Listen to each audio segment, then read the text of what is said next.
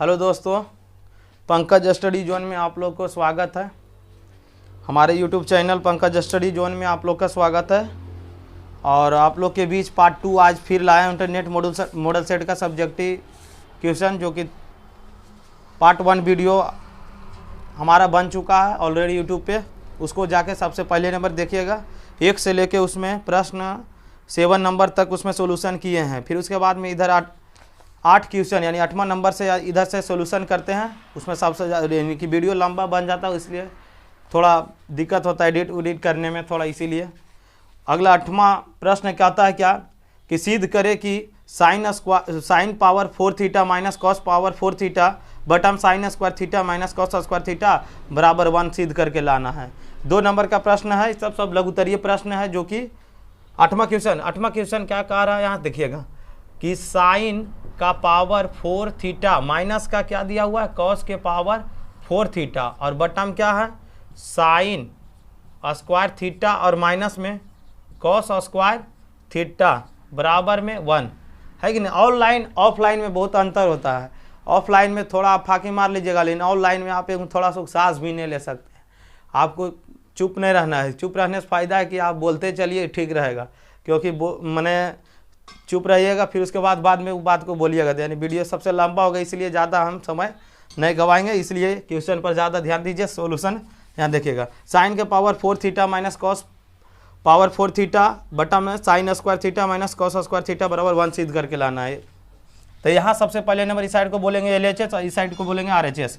तो देखिए LHS side देने, देखिए हमारा बड़ा ज़्यादा है इसमें, जैसे साइन 4 है, मैंने पावर ओवर में दिया हुआ है, माइनस में बटा उटा करके दिया हुआ है। तो सबसे पहले नंबर LHS साइड देने चलेंगे, तो LHS हम लिख लेंगे।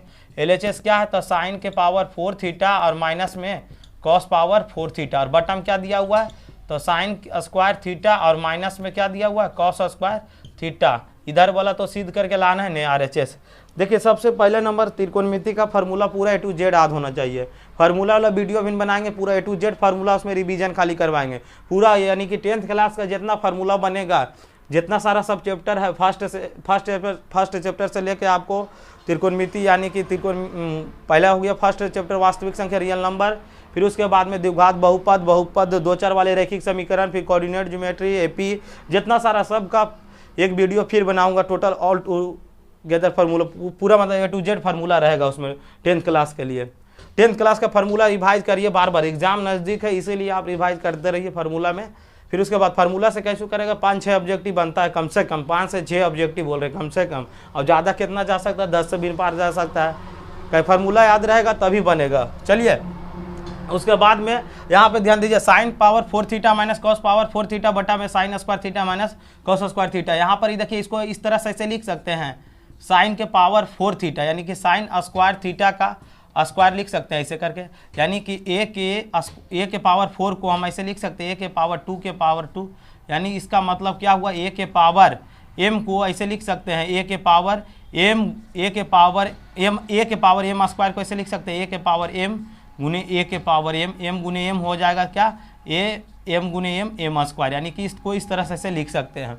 यानी कि यहाँ देखिएगा माइनस, फिर उसके बाद इसको इसी तरह से लिख सकते हैं कॉस स्क्वायर थीटा, जैसे उसी लिखिए, काय का स्क्वायर के ही रूप में फार्मूला बनेगा, 4 के थीटा में बनवे नहीं करेगा, पावर 4 में फार्मूला बनवे ही नहीं करेगा त्रिकोणमिति का कोई भी क्वेश्चन हो। पावर 4 है, यहाँ पे 4 है, तो इसको 2 के पावर 2 यानी कॉस स्क्वायर के स्क्वायर लिख सकते हैं। बटम क्या हमारा, तो साइन स्क्वायर थीटा माइनस में क्या है, कॉस स्क्वायर थीटा। यहाँ देखिए ए हो गया, बी हो गया, a square minus b square पर लगा देंगे डायरेक्ट, यानी a square minus b square बराबर क्या होता है, a plus b into a minus b. रख दीजिए इसको, तो यानी कि इसको लिखेंगे साइन स्क्वायर थीटा, यानी a एक बार मैंने जोड़ के, यानी a प्लस बी करके, यानी a हमारा साइन स्क्वायर थीटा, b हमारा क्या है cos square theta, a plus b हो गया। फिर उसके बाद a माइनस बी लिखिए, यानी कि साइन स्क्वायर थीटा और माइनस बी कितना दिया हुआ था, कॉस स्क्वायर थीटा, और बटम क्या दिया हुआ था, sign square theta minus cos square theta. ये दोनों देखिए सेम है, अभी इंटू में इसको मतलब काट सकते हैं इसको से इसको, ये दोनों कट जाएगा, दोनों सेम आ गया, यानी कि अब बचा कितना, sign square theta plus cos square theta. इतना का मान हम एक बोलते हैं कि नहीं, त्रिकोणमिति में फार्मूला था साइन स्क्वायर थीटा बराबर कॉस स्क्वायर थीटा बराबर 1 होता है। Sign square theta plus cos square theta बराबर 1 होता है, यानी इतना का मान हम डायरेक्ट क्या लिख सकते हैं, अब 1 लिख सकते हैं। क्या बच के आया था, sign square theta plus cos square theta, इतना का फार्मूला 1 होता है, इसलिए बोलेंगे RHS प्रूव दैट। चलिए अगला प्रश्न की ओर बढ़ते हैं।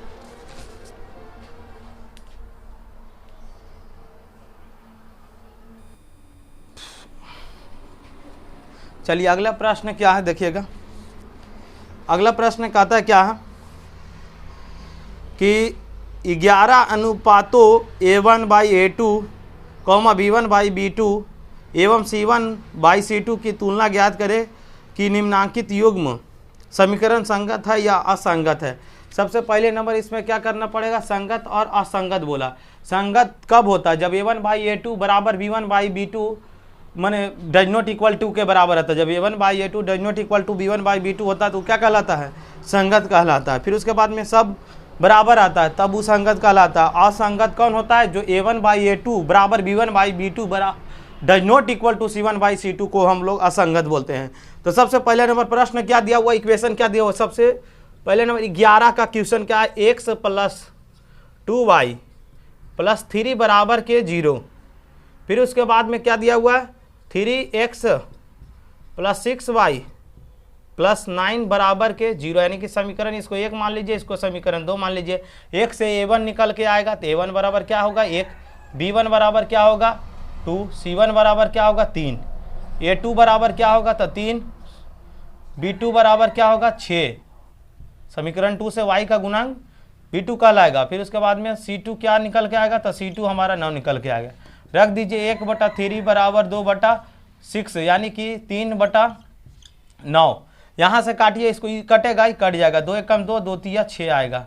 फिर उसके बाद में 3 एकम 3 और 3 तिया 9 आएगा, यानी कि 1/3 बराबर 1/3 बराबर 1/3 आया। सब बराबर है A1/A2 बराबर B1/B2 बराबर C1/C2, सब बराबर आया तो क्या कहलाएगा, ये संगत समीकरण है। कौन समीकरण है, संगत समीकरण है, और संपाती रूप से अनेक हल होगा। इसका क्या होगा, अनेक हल होगा।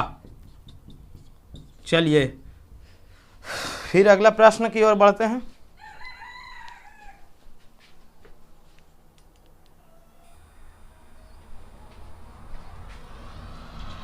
चलिए अगला क्वेश्चन है, नेक्स्ट क्वेश्चन क्या बोलता है, कहता है कि त्रिभुज का क्षेत्रफल ज्ञात करें जिसके शीर्षों के निर्देशांक 3,4 -4,3 और 8,6 दिया हुआ है। तो त्रिभुज का क्षेत्रफल ज्ञात करना, यानी कि कोऑर्डिनेट ज्योमेट्री का हिसाब है।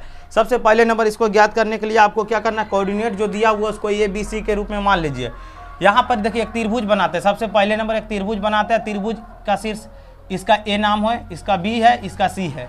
A का कोऑर्डिनेट कितना दिया हुआ है, A का कोऑर्डिनेट दिया हुआ आपका 4, A का कोऑर्डिनेट दिया हुआ 3,4 और B का कोऑर्डिनेट कितना दिया हुआ है -4,3 और C का कोऑर्डिनेट कितना दिया हुआ 8,6 दिया हुआ है। बोला त्रिभुज का क्षेत्रफल ज्ञात करिए। त्रिभुज का क्षेत्रफल कोऑर्डिनेट ज्ञात करने, कोऑर्डिनेट में त्रिभुज का क्षेत्रफल ज्ञात करने का फॉर्मूला होता है क्या, देखिएगा त्रिभुज का क्षेत्रफल बराबर फार्मूला आता है 1/2 इंटू वो वाला फार्मूला ने यहाँ लगेगा 1/2 गुने आधार गुने ऊंचाई वाला।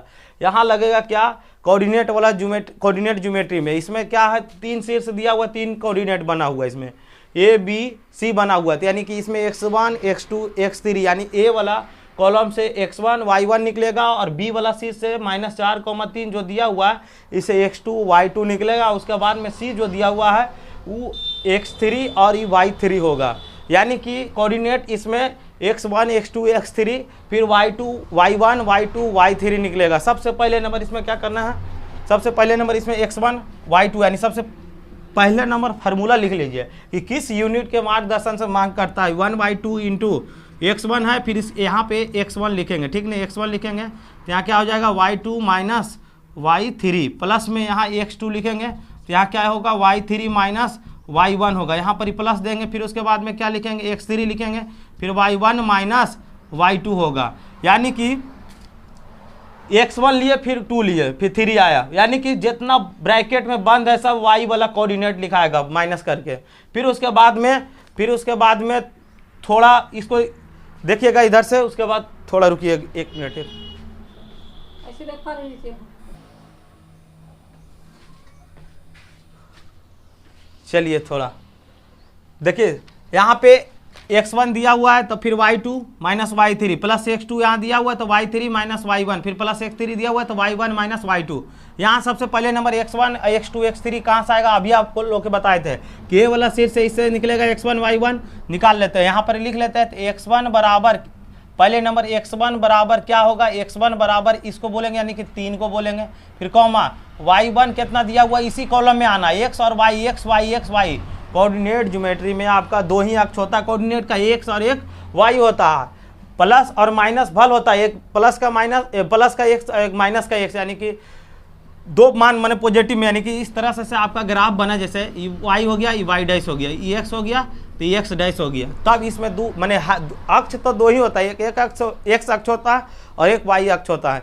तो यहाँ पे x1 कितना दिया हुआ 3 दिया हुआ, y1 कितना दिया हुआ है यहाँ पर 4 दिया हुआ है। फिर यहाँ पर b कोऑर्डिनेट से निकालेंगे क्या, x2 बराबर क्या दिया हुआ है तो -4 दिया हुआ है, फिर कॉमा y2 कितना दिया हुआ है तो y2 हमारा 3 दिया हुआ है, फिर यहाँ पर x3 कितना दिया हुआ है तो 8 दिया हुआ कॉमा, फिर उसके बाद में यहाँ पर ही y3 कितना दिया हुआ है तो 6 दिया हुआ है। यहाँ सबसे पहले नंबर क्या करेंगे, रख देंगे 1/2 यानी x1 के मान कितना रखेंगे यहाँ 3 रखेंगे, y2 का मान कितना रखेंगे 3 रखेंगे, माइनस y3 का मान कितना यहाँ रखना 6, प्लस में x2 का मान कितना दिया हुआ तो -4 दिया हुआ, तो प्लस माइनस क्या बनेगा तो ये माइनस बनेगा, जैसे रहने दीजिए लिख देते कोई दिक्कत नहीं। y3 का मान कितना यहाँ 6 दिया हुआ, y1 का मान कितना दिया हुआ है तो -4 दिया हुआ है। फिर उसके बाद में प्लस x3 का मान कितना दिया हुआ है तो 8 दिया हुआ, प्लस में y1 कितना है तो 4 दिया हुआ है 4, और y2 कितना दिया हुआ है तो 3 दिया हुआ है, रख दीजिए। फिर उसके बाद देखिए सबसे पहले नंबर यहाँ पर ही ब्रैकेट वाला सबसे पहले नंबर हल होगा, उसके बाद इसके साथ इंटू वाला 1/2, 3 में से 6 जाएगा तो कितना बचेगा -3, और -3 जब गुना होगा 3 में तो प्लस माइनस के माइनस नहीं, तो लिख लेते हैं 3 गुने का, बहुत सारा बच्चा माइनस प्लस में गड़बड़ाता है, ठीक ना। 3 में से -6 जाएगा तो -3 होगा। अब यहाँ पर ही देखिए प्लस माइनस माइनस बन जाएगा ही, ठीक ना, माइनस बन जाएगा -4 और इंटू में 6 में से 4 घटेगा क्या आएगा तो 2 आएगा, प्लस के 2, यहाँ पर ही प्लस दिया हुआ +8 लिख लेते हैं। फिर 4 में से 3 जाएगा कितना बचेगा 1 बचेगा, फिर ब्रैकेट बंद कर दीजिए 1/2 माइनस प्लस क्या होगा 3 × 3 कितना हो जाएगा 3 × 3 यानी 3 तिया 9, माइनस के 9 होगा, माइनस प्लस माइनस यानी 4 दूनी 8 हो जाएगा, 8 एकम 8 हो जाएगा, यहाँ प्लस के 8 होगा, इससे कट जाएगा, ये क्या बचा था माइनस के 9 और अपॉन में 2 बचा हुआ है। क्षेत्रफल और ऊंचाई कभी भी माइनस में नहीं आता है। फिर उसके बाद में आपका यहाँ पे देखिए -9/2 दिया हुआ तो इसको मॉड लगा के प्लस बना देंगे। यहाँ पे देखिए -9/2 दिया हुआ, इसको मॉड लगा देंगे, मॉड लगाएंगे तो ये क्या बन जाएगा, ये प्लस में बन जाएगा कि 9/2 ऐसे करके मॉड लिखेंगे। मॉड से जब बाहर आएगा निगेटिव मान और मॉड से अंदर है तो पॉजिटिव मान, यानी कि इतना इकाई आंसर होगा। त्रिभुज का क्षेत्रफल क्या निकल के आया तो माइनस में आया था, निकल गया, माइनस में आंसर नहीं देना है उसको, माइनस में आएगा तो मोड लगा के उसको प्लस में कर दे, यानी कि 9/2 इकाई हो जाएगा त्रिभुज का क्षेत्रफल, यही जो कि ज्ञात करने के लिए बोल रहा था। चलिए अगला प्रश्न की ओर बढ़ते हैं।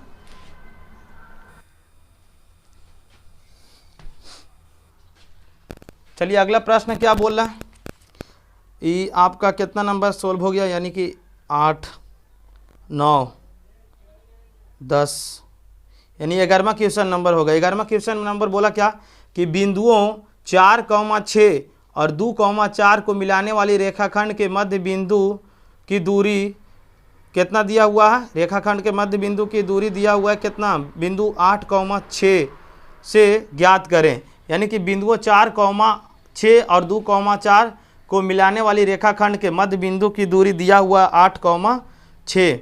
यहाँ पे सबसे पहले नंबर क्या करना है,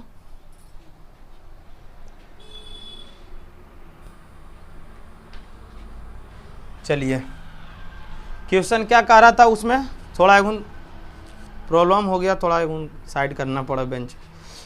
यहाँ पे देखिएगा का बिंदुओं 4,6 और 2,4 को मिलाने वाली रेखाखंड के मध्य बिंदु की दूरी ज्ञात करें। मैंने बिंदु से कितना दिया हुआ है 8,6। 8,6 अभी आप भूल जाइए। आप सबसे पहले नंबर रेखाखंड मध्य बिंदु बोला। मध्य बिंदु फॉर्मूला होता है x1 + x2/2। फिर उसके बाद में कॉमा y1 + y2/2, यानी कि मध्य बिंदु जब बोलेगा तो यानी कि दो कोऑर्डिनेट के बीच में 2 से भाग दें, यानी कि आपका दिया हुआ क्या 40 कैमा नंबर प्रश्न हो जाएगा ये 8, 9, 10, 11वां नंबर ना 11 नंबर प्रश्न हो जाएगा। चलिए 11 नंबर प्रश्न में बोला क्या, चलिए कोऑर्डिनेट लिख लीजिए। ए का कोऑर्डिनेट कितना दिया हुआ है 4,6 दिया हुआ है। बी का कोऑर्डिनेट कितना दिया हुआ है, मान लीजिए बी 2,4 दिया हुआ है ना। ए के कोऑर्डिनेट इतना मान लीजिए, बी इतना मान लीजिए। मध्य मिलाने वाली रेखाखंड के मध्य बिंदु की दूरी ज्ञात करिए। एक बात बताइए, एक रेखाखंड है, यहाँ से ए बिंदु मान लीजिए ये आपका बी हो गया। ए का कोऑर्डिनेट 4,6 दिया हुआ है, बी का कितना दिया हुआ है 2,4 दिया हुआ है। यहाँ से सबसे पहले नंबर आप क्या कीजिए, मध्य बिंदु का ज्ञात करने का सूत्र क्या होता है लिख लीजिए। मध्य बिंदु ज्ञात करने का सूत्र क्या है भाई, यहाँ लिख लीजिए। मध्य बिंदु का ज्ञात करने का फॉर्मूला क्या होता है, देखिए x, y ज्ञात होगा भाई, x, y, तो x के लिए क्या आ जाएगा तो x1 + x2 बटम 2। फिर y के लिए क्या आ जाएगा y1 + y2 बटम क्या हो जाएगा 2। यहाँ पर ये x1 कैसे ज्ञात होगा, x2 कैसे होगा, तो x1 हम बोलेंगे इसको और x2 बोलेंगे इसको, यानी कि ये x1 का मान हो गया, ये y1 का मान हो गया, ये x2 हो गया तो ये y2 हो गया। x1 x2 यानी कि 4 और 2 को जोड़िए, 4 + 2 कीजिए बटम 2 कर दीजिए, कॉमा y1 कितना दिया हुआ है 6 दिया हुआ 6 और प्लस में y2 कितना दिया हुआ है 4 दिया हुआ है बटम 2।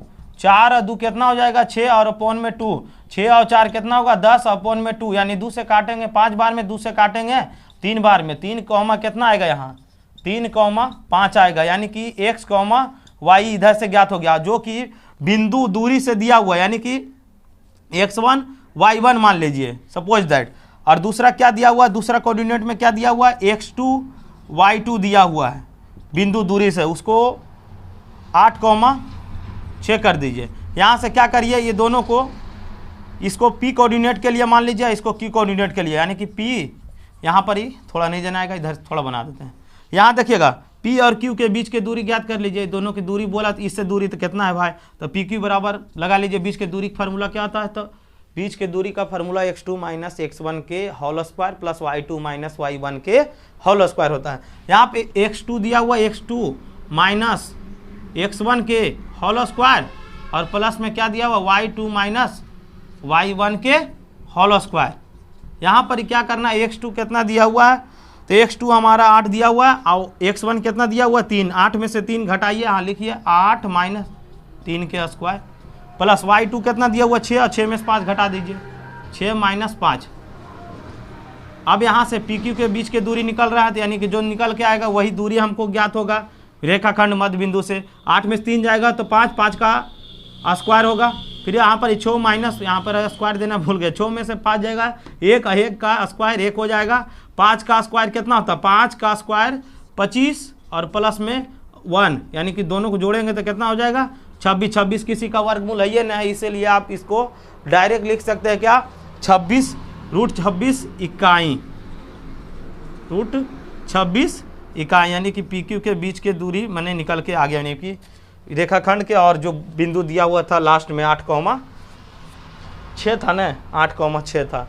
चलिए अगला प्रश्न की ओर बढ़ते हैं।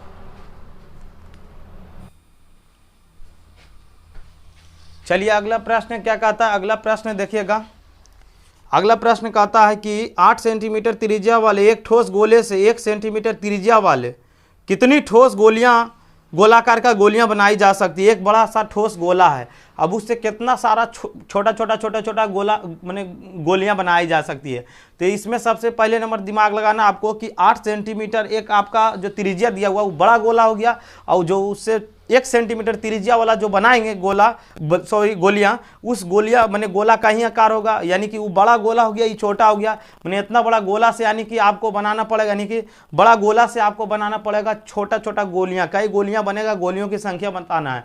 यानी क्या करेंगे, इसमें सबसे पहला नंबर कितना आयतन का वो है, उसका आयतन का उसके बड़े वाले गोले के आयतन में से छोटे वाले एक गोले के आयतन से हम भाग दे देंगे, पूरा निकल के आ जाएगा कि कितना गोलियों की संख्या होगा। तो गोलियों की संख्या बराबर क्या हो जाएगा, बड़े गोले की आयतन बटा छोटे गोलियों की माने एक गोलियां की संख्या, माने उससे गोलियों की संख्या से हम भाग दे देंगे। यानी कि सबसे पहले नंबर कितना गोलियां बनेगा, उससे पहले नंबर आपको गोला का फार्मूला याद होना चाहिए। गोला का फार्मूला क्या आता है, गोला की आयतन बराबर 4/3 पाई आर क्यूब बटा में, फिर उसके बाद में छोटा दिया हुआ उसमें बड़ा आर मान लेंगे, बड़ा त्रिज्या दिया हुआ इसमें से छोटा मान लेंगे। देखिए सबसे पहले नंबर आप एक बड़ा गोला देखिए इस तरह से आकार का बना हुआ, इसका त्रिज्या जो दिया हुआ कितना दिया हुआ, आर बराबर 8 सेंटीमीटर दिया हुआ। इस गोले से कितना छोटा गोलियां बनाई जा सकती है और उसकी त्रिज्या बोला कि 1 सेंटीमीटर रहना चाहिए, यानी कि छोटे गोले का यानी आर बराबर 1, यानी कि बड़ का आर मान लेते इसको आर बराबर 8 सेंटीमीटर। यहाँ पे क्या करना है कि यहाँ लिखना है कि बड़े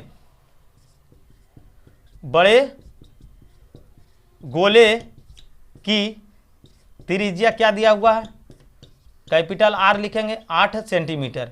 फिर उसके बाद में आपका छोटे गोले की त्रिज्या क्या दिया हुआ है, यानी कि आर बराबर 1 सेंटीमीटर, यहाँ 1 सेंटीमीटर रख देंगे। फिर उसके बाद में क्या निकालना है, गोलियों की संख्या। तो यहाँ डायरेक्ट फार्मूला लगाएंगे कि गोलियों की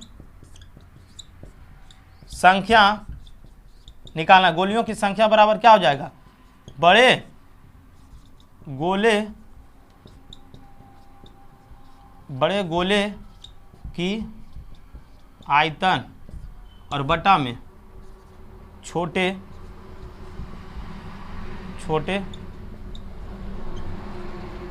गोले की आयतन।